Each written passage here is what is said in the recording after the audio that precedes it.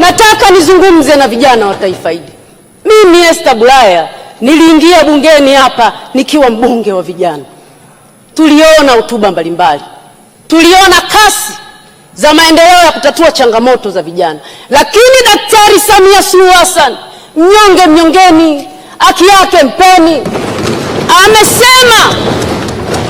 amesema vijana wa taifa hili ndio wenye nchi yao, lazima kwenye asilimia mbalimbali za bajeti ya nchi hii waweze kupewa kipaumbele.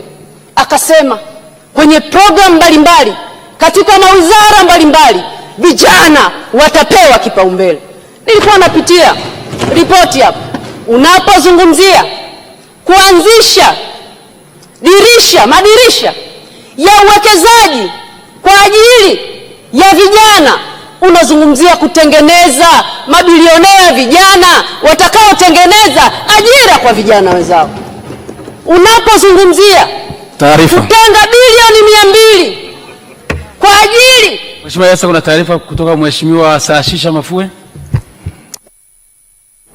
Asante Mheshimiwa Naibu Spika, nilitaka kumpa tu taarifa dada yangu senior kwa mchango wake mzuri.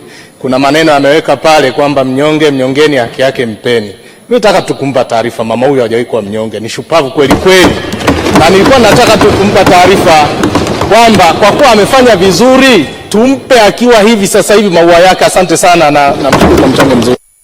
Asante Mheshimiwa Esther Bulaya, taarifa unaipokea? Mheshimiwa Spika, taarifa yake inaongeza mchango, lakini hii ni msemo wa kunogesha mambo ya msingi kama anayoyafanya Daktari Samia Suluhu Hassan. Mheshimiwa, unapozungumzia kutenga bilioni 200 kwa ajili ya vijana wajasiriamali, unazungumza hawa machinga wanaofanya biashara ndogo ndogo na wenyewe waweze kusimama kiuchumi. Nani kama Daktari Samia Suluhu Hassan? Unapozungumzia kutenga maeneo kwa ajili ya kuwajengea mazingira mazuri ya kufanya biashara, unawagusa vijana wa nchi hii ambayo wengi ndio wajasiriamali wadogo wadogo.